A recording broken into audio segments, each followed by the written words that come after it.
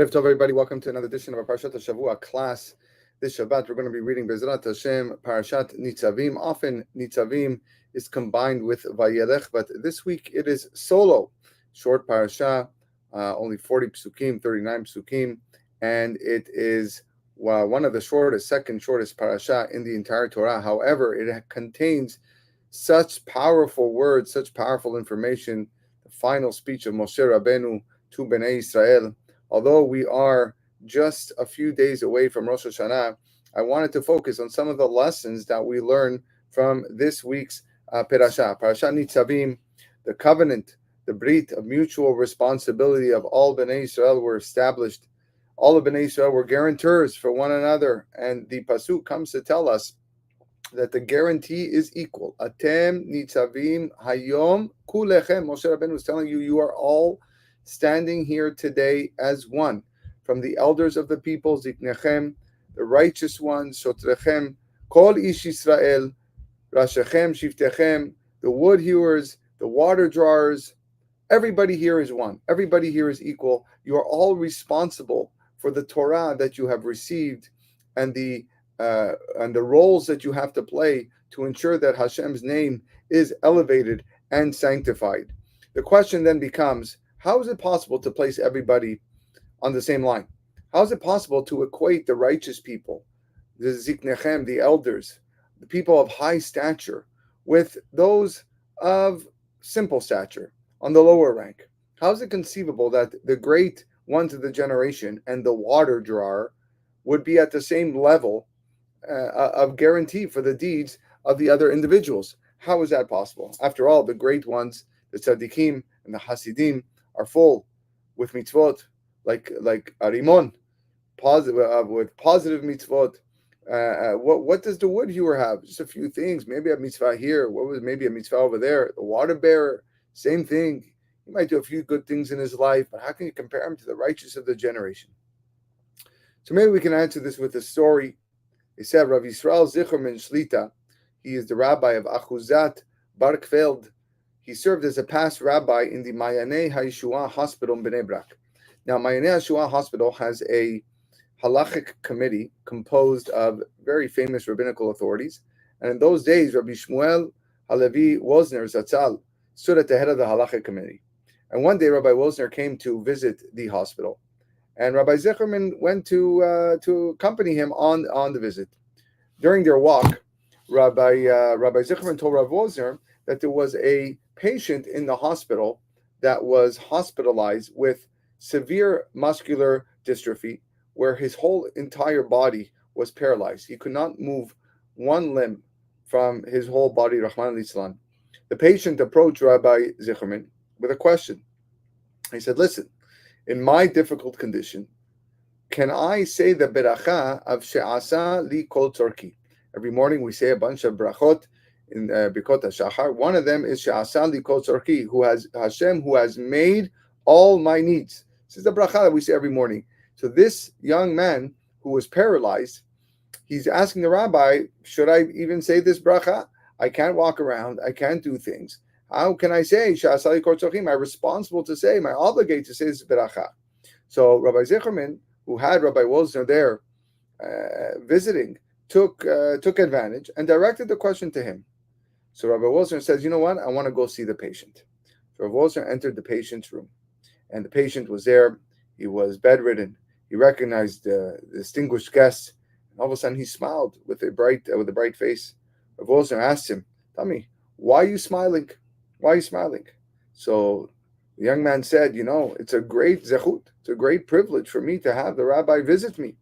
And when you entered the room, I should have honored you greatly. You have the mitzvah vehadarta pnei zaken. You shall honor the face of an elder.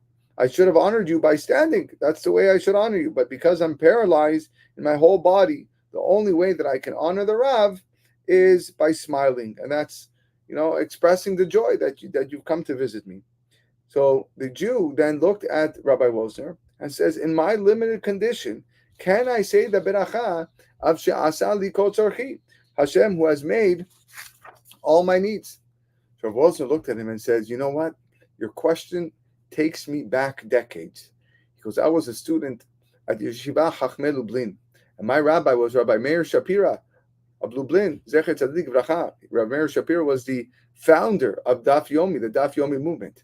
And there was a student who was paralyzed in his whole body. And once Rabbi Meir entered the student's room, and in response, he smiled at the rabbi. And the rabbi asked him, "Why are you smiling?" And the young man also told Rabbi Meir, "That's how I honor the rabbi." So the student continued and asked the same question. Can I say the bracha of Sha'asali Kortzarki? He asked it to Rabbi Meir Shapira of Lublin. Rabbi Meir replied to him and he says, if you can smile, you have no greater Sha'asali Kortzarki than this. You have no greater who has made all my needs than this. This is your mission. This is what you can do, and therefore you do it with simcha. You could certainly say the beracha. His intention was that if you can do this smile as your honor towards the chacham, as towards the rabbi, that smile is your she'asali kol tzorchi. So maybe we can explain that the matter of this guarantee, of this brit, is really equal for all the Jewish people. Yes, the great ones of the generation, the tzaddikim, can worry about all of Klal Yisrael, and they'll fulfill the Torah to the last precept, to the last detail. The tzaddikim pray for Am Yisrael, the Hasidim are fasting for Am Yisrael, and they are awakening tremendous rachamim in Shamayim. In contrast, you have the Chotev Atzim and the Shoavei Mayim. You have the people who are hewing wood. You have people who are drawing water, and they might not have the ability to do this. But you know what they could do? They could smile. They could smile and they can say hello. But that small part that they can do, they do it well. And therefore, if so, that small thing is called She'asali Kol Tzarki. Exactly what that person is capable of doing. Each individual has their own She'asali Kol Tzarki. And maybe that's a lesson the Torah comes to teach us over here. A person thinks in his heart, I'm a simple guy. What am I worth? What do I do? I do a lot of sins. Unfortunately, I do averot. I'm nothing like the big rabbi who sits in the front, stands up in the front. I got a long way to go. I have a few mitzvot. I miss a lot of opportunities to do mitzvot. And even when I do them, I don't do them with a lot of kavanah. I really do like a robot. I don't really have any intent. I don't have much feeling. There's no emotion when I pray. There's no emotion when I listen to the parsha or when I shake a lulav. We tell that person, you're mistaken. You're wrong. In your part, even though it's the smallest thing, you are still complete if that's what you can do. Some compared this idea to a clock whose mechanism works by means of the old clocks by cogwheels interlocked with one another. If a small part of the wheels don't work, then the whole clock doesn't work. So the wood hewer as well, he's a small little wheel, but without him, the whole clock doesn't work. So wood hewers and chotev etzim and water drawers, shoavei mayim, they're an inseparable part of Bnei Israel. When the Jewish people wandered into the desert, all of Bnei Israel were there. Rashechem, shivtechem, ziknechem, shotrechem, kol Yisrael mechotev etzecha ad shov memecha. You had the heads of your tribes, you had the elders, you had your officers, you had the wood hewer, and you also had the water bearer and the water drawer. And therefore, it's forbidden for a person to diminish his own worth and say, how can spiritual demands be made of me? How can I be part of this guarantee, part of this brit for the deeds of other people? After all, I'm a person of very little value. I'm a small person in comparison to the big chachamim. No. You can't say that. You're mistaken. Your small action can actually accomplish great and mighty things. Your small action, that is exactly who you are, and therefore you are part of the klal. You are part of the generation of Bnei Israel, and you make the Am Yisrael complete with whatever that you do. There is a beautiful story that was said over by Reb Chaim Yosef Biderman. There's a pasuk in Megillat Echad that we recite on Tisha B'Av that says, very famous pasuk, Kol rodefea hisigua ben hamesarim. All her pursuers overtook her between the straits. Bnei Israel had prosecutors in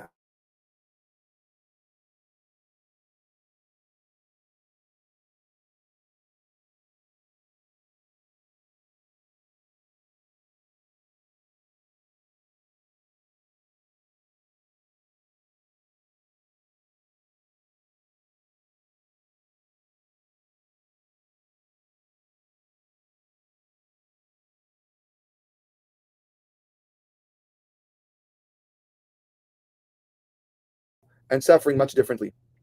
He knows that everything is from HaKadosh Baruch Hu.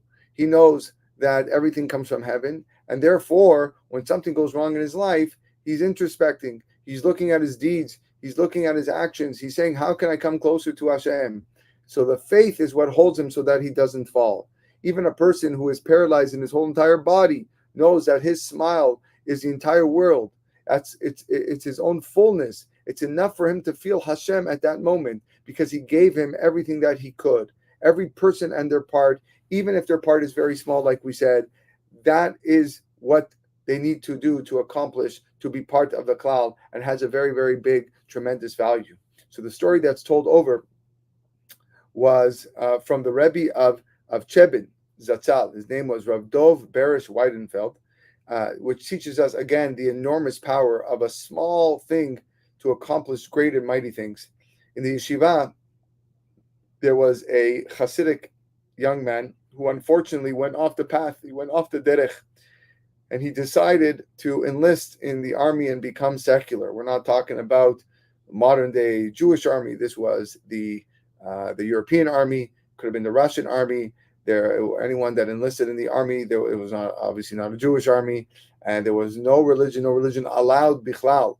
So the fact that this young Hasidic man went off the derech into the army, he was done. But the rabbi didn't give up hope on him. The rabbi called him in before he went. He said, listen, I understand that you want to abandon the ways of the Torah and mitzvot. You want to remove yourself from Hasidic garments. Because I'm very pained by this. It hurts me a lot that this is what you're going through. But this is your choice. You have free will. You can do what you want. Indeed, this is not a good choice, but I cannot stand in your way. You have bechira chofshit, and you're going to bear responsibility for your actions. But then the rabbi continued to tell him, he goes, listen, I have one request. One request, if you can please keep this request. Now, this young man is listening to the rabbi. He goes, oh no, what's he going to ask me now? He's going to ask me to keep kashrut. He's going to ask me to keep Shabbat. This guy, now fear crept into his heart. What was the rabbi about to tell him? What was he going to request from him? Now, secretly put on tefillin. He's not even religious anymore. What does his rabbi want from him? How could he agree to anything that the rabbi is about to ask him to do? I went off the path. Leave me alone. But then the rabbi surprised him with a very strange request. He says, listen, you are a chassid of the Zidichover Chassid. You're a Zidichover Chassid. So therefore, you know that the custom from this Chassidut is that they don't say tachanun. They don't say any supplications, and they don't do any confessions on Friday morning. Because already in the morning on Friday, the day, you're already starting to feel the holiness of Shabbat. Now, just to put it into some context here, there are no Jews that do tachanun on Friday afternoon. By mincha, go to shul Friday afternoon. Nobody is doing tachanun. No one is banging their hearts. No one's putting their heads on their arms like the minhag Ashkenazim. No one's doing that Friday afternoon by mincha, even though for the rest of the week we do so. But Friday morning, everybody does tachanun. Normal. That's what we do. It's Friday morning. The reason we don't do it Friday afternoon because it really is close to Shabbat. But Friday morning we do it. But the custom of this particular Hasidic movement was not to do it even on Friday morning because it was close for Shabbat. Close to Shabbat, you feel the holiness of Shabbat already from the morning. So the rabbi told this young man, he goes, I ask of you that even when you're in the army, I want you to keep this custom of your father's house, not to say tachanun Friday morning. So the young man agreed. He said, listen, okay, it's not so bad. He's not asking me to keep Shabbat. He's not asking me to put on tefillin every day. He's not asking me to keep kosher. He's asking me to keep a custom from my father's house. If he would have told me to make sure that I have to say tachanun every day, I probably wouldn't have done it. But now he's telling me not to say tachanun. Then on one day a week. So you know what? What's the problem with it? It seems pretty easy. Shev ve'al ta'aseh. It's basically sit and don't do anything. Come Friday morning, I'm just going to be just doing nothing. This is a very easy thing to keep. And the soldier gave the rabbi his word. You got it, Rabbi. I'm going to do it. The young man parted the rabbi, went on his way. After a short time, he enlisted in the army. And when Friday came, he thought in his heart, he said, I promised the rabbi to keep the custom not to say any tachanun today. But if I don't say tachanun because I don't pray at all, then that's not considered that I didn't say tachanun. In order not to say tachanun, I need to pray and then skip the tachanun. That's what I need to do. If I'm just sitting around, then that's not skipping tachanun. So what did he do? He went to the synagogue on Friday and he joined tefillah Friday morning. So that at the end, after the repetition of the Amidah, when everybody started saying tachanun, he skipped it and went right to Ashrei. Now, what happened? When he went to tefillah and he saw all the people in the Bet Knesset wearing the tefillin, he was embarrassed because it's not proper that I should pray without tefillin. If I already decided that I'm going to pray, it's fitting that I should at least wear tefillin like all of them. Okay, so he wore tefillin. Sunday comes. He thought in his heart, he said, okay, wait a second. I know that all I did was accept not to say tachanun Friday morning. If today, Sunday, and the rest of the weekdays I don't pray, then after all, I didn't really say tachanun on any of the weekdays. So how is it going to be distinguishable? How is it going to be noticeable that I don't say tachanun on Friday when I'm not saying tachanun on any of the days? So therefore, he decided to pray shachrit also on the other weekdays, and he also put on tefillin because he didn't want to be left out, and he didn't want to look different in the eyes of everybody else.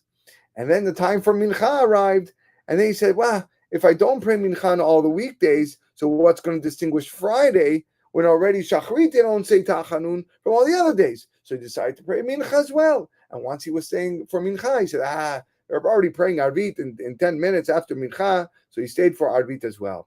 And without much time passing, this man accepted to become the gabbai, the parnas of the synagogue in the military base.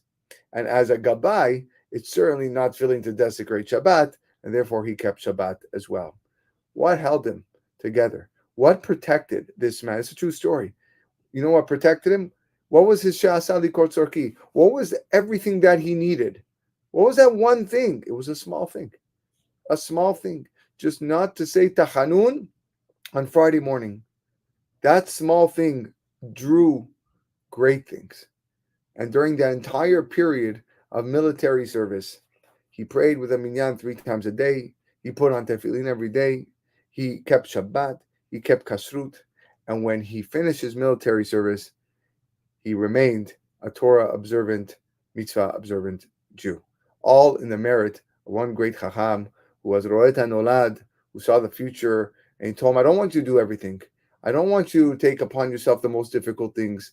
You have free choice. I'm just asking you to do one small thing. Mamash, a small thing. Don't say tachanun on Friday morning, and you'll see. He knew, the rabbi saw, that this one thing can help change this person. It's one great idea from the first verse of the parasha. Another idea is the idea of achdut, unity. In last week's parasha, Parashat Ki Tavo, all the curses and diseases of the world were mentioned. In fact, there are 576 words in the klalot, in the tochacha, corresponding to the word ra'ot. Ra'ot is 576.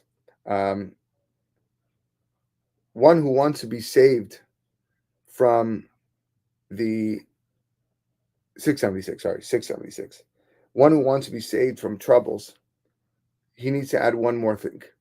He needs to add one more number to get to 677, to get to Ezrat, help, assistance, to transform Ra'ot to Ezrat. Hava lanu Ezrat mitzar, the pasuk says in Tehillim. Grant us help from the trouble. How do we do this? What is the one thing that allows a person to transition from, God forbid, klala, curses, rebuke, trouble, suffering, horrible things, to something of assistance, to something good? The answer is achdut, unity. When people are be'achdut, when people are unified, coming together, HaKadosh Baruch Hu helps him. There's another unbelievable story that's brought about the virtue of achdut and the disgrace of discord. There was once a tzaddik, a righteous Jew, Torah scholar, God-fearing man, who had 7 daughters who were modest and pious. And this man was a Talmid Chacham. He always stayed in the Bet Midrash. He engaged in Torah study with great diligence. His righteous wife, Bli Ayin Hara, devoted herself to all the household needs. But one day, the wife went up to her husband and says, listen, our eldest daughter, she's reached marriageable age, and we don't have any money. There's not a penny in the house for her wedding expenses. You know, Et la'asot Hashem heferu toratecha.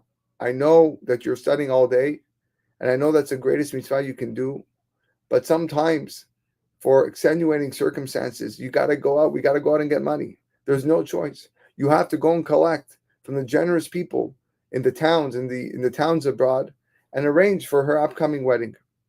So the man agreed, and he prepared a small suitcase, boarded the bus, and traveled to a certain city to collect money for his daughter's wedding needs.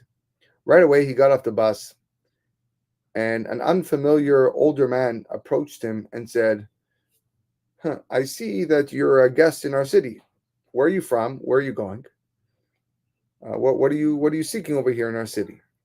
So the Talmid Chacham says, I have a daughter. She's of marriageable age, and I'm collecting money for her wedding expenses. So the old man looked at him, stared at him a little bit, and he says, you know what? I can tell that you're a Talmid Chacham. I can tell that you're a Torah scholar. Tell me, how did you leave the Bet Midrash? Isn't Torah study more important than coming to collect money, going to another city to collect money for your daughter? The man was confused by this older man's words, and he said, maybe you're right, but my wife told me, Et la'asod Hashem heferu toratecha. There's a time to act for God, and right now I have no choice. So the old man told him, how much money do you need? How much money do you need? So the man says, I need this amount of dollars, $20,000. $20,000. It was probably in rubles, but $20,000.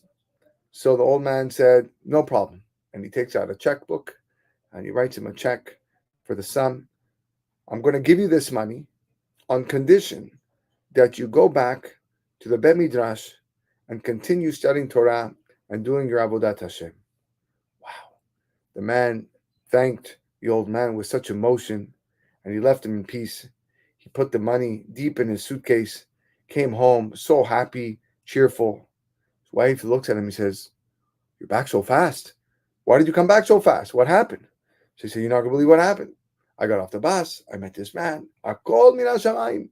God sent this man, and he paid me everything I asked for. Wow. So the husband and wife were sitting all night, next day, thanking Borei Olam. And Baruch Hashem, they were able to marry their daughter with abundance of honor, and the man was able to go back to the Bet Midrash to continue studying. After a year, the second daughter reached marriageable age. And again, the wife goes up to the husband and says, Et la'asod Hashem. It's a time for God. You have to go. You got to collect money. We need money to pay the wedding for a second daughter. So again, he packs a suitcase and he travels to the same city. He gets off the bus and he meets the same old man. The old man said, Shalom Aleichem. Baruch haba. I'm happy to see you. Why are you here? So the man says, I have another daughter who's reached marriageable age. The old man said, okay, take this amount of money, enough for you to pay off her wedding and give her some extra abundance on condition that you're going to go home and go back to your Bet Midrash.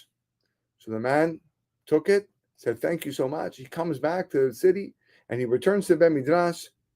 And lo and behold, when it's time for the third daughter, the matter repeated itself. Goes to the city, finds the old man, gets the money, returns home. And again for the fourth and the fifth and the sixth daughters. He packed a suitcase, traveled to the city, met the old man, received money, proper sum of money from this man, and everything fell to place peacefully. And then the seventh and youngest daughter reached marriageable age. This time, too, the man traveled with a trusting heart. He got off the bus, looked here and there, can't find the guy. There was nobody. Everyone that he saw, he didn't recognize. He goes, "Where is this old man? Why doesn't he come to meet me like previous times, like the first 6 times?" So this man didn't know what to do. What does a Jew do in times of trouble? He prays. So he started praying to Hashem, Shina Ma'alot, I need help. I send me someone who can help my situation. Maybe I can find this old man who's helped me the last 6 times. Baruch Hashem, Tfilah helped. He lifted his eyes. Who does he see? The old man approaching him. And the Tamid Chacham was so happy.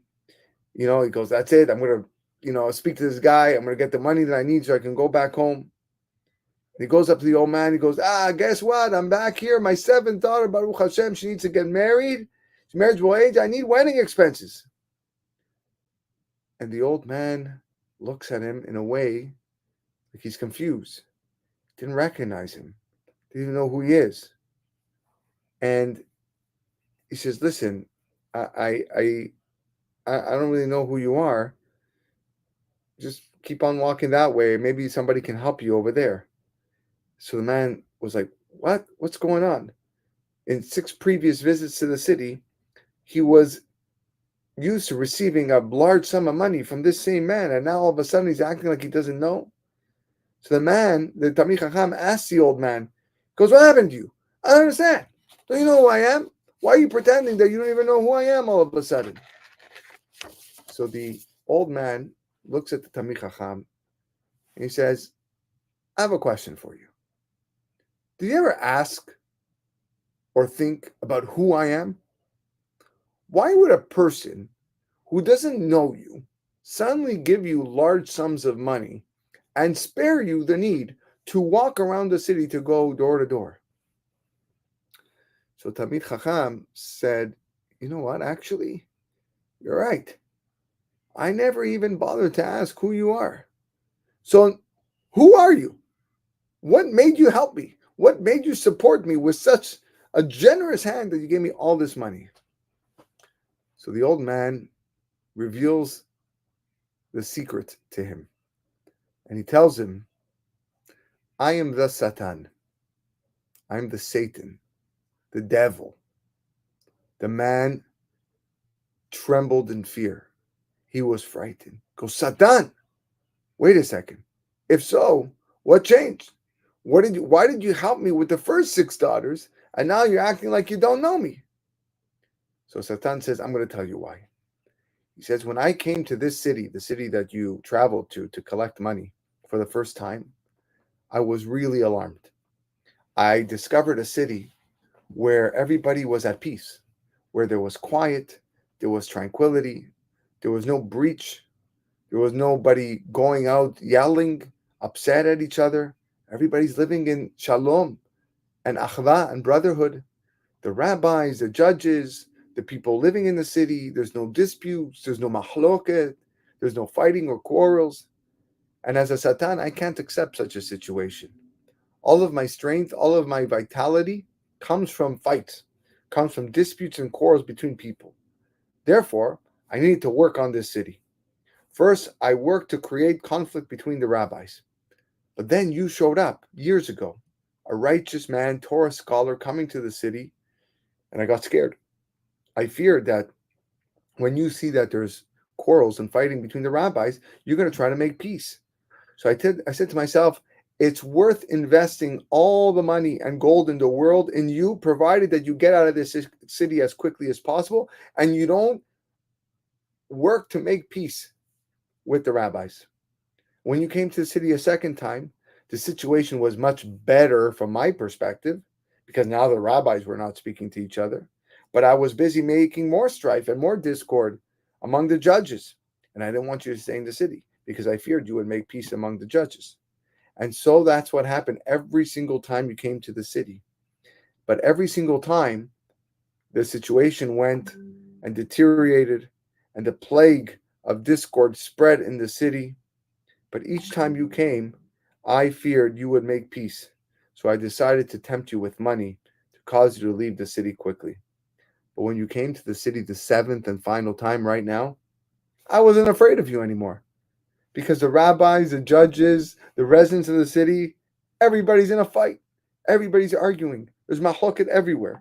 And therefore, there is no chance that you're going to come and make some peace. So I have no reason to bribe you anymore. As far as I'm concerned, you can walk around the city all you want, go door to door. It makes no difference. When the man heard this, he ran and entered to the grand Bet Knesset. He went up to the Bima, requesting permission to speak, and he said, the truth is that I came to collect money for my daughter's wedding.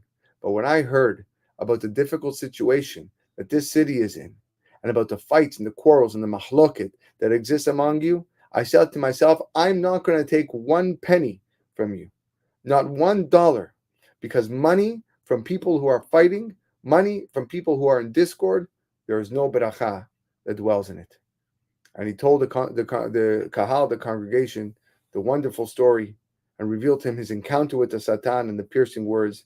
And at the end of his speech, indeed, it made an impact, and the people started to change. And he went back home without a penny in his pocket, but indeed with many merits of making shalom ben adam lahavero. This is a time where we need a lot of shalom in our lives, among our friends, among our family, community members around the world. The world is filled with hatred, filled with discord and quarreling. So many bad things are happening on a day-to-day basis, and that's something that we must change. We must change, and we must do better. I want to conclude with one last idea that connects also to the opening pasuk in the parasha. Mechotev etzecha atzoev mimecha. We spoke about how the wood hewer and the drawer of the water. What does this mean? Normally, when a person uses the expression from so-and-so to so-and-so, we're using two extremes that are far apart. Like I say, from greatest to least, from 1 to 10, from A to Z, two extremes, or from head to toe. But then when you look at from wood hewer to the drawer of water, that seems very strange because, like we said at the beginning of tonight's class, neither role really represents extremes. They're both kind of low on the totem pole. According to the simple reading, both describe lowly positions, unlike the leaders and the elders. You might want to say from the leaders to the wood hewers. Okay, that makes sense. In fact, we see this elsewhere when Abraham Avinu tells Melech Sodom that he's not going to take from him a thread to a sandal strap. Now, a thread and a sandal strap are on the same level. Both are simple objects. Why were they chosen to mark the boundaries of from this to this? So if Samson Raphael Hirsch explains, and I want to quote his words in translation, he says, when our language wishes to express something all-encompassing, it does not choose a small thing and a great thing, or something near and something far, and say from this small one to that great one, or from this near one to that far one. Rather, it sees things as arranged in a circle. It then chooses two neighboring points and says from this to that, meaning around the entire circle, meaning two things are here, and then they meet here. This is where we're starting at over here. So too with Bnei Israel. It's not a pyramid, but a circle. The pauper stands before the king just as he stands behind him. Therefore, from the hewer of your wood to the drawer of water, and likewise from a thread to a sandal strap, from Hodu to Cush, his rule spanned the entire globe from one point returning around to the other. In other words, the Torah generally uses the image of a circle, not a straight line. And when you use the metaphor of a circle, if one wishes to indicate a vast scope of something, you specifically choose two adjacent points. because in a circle, the closest points are also the farthest apart, encompassing the whole. They look close, but when you're going this way, they're actually furthest apart. So why does the Torah use the image of a circle? Maybe the deeper meaning is as follows.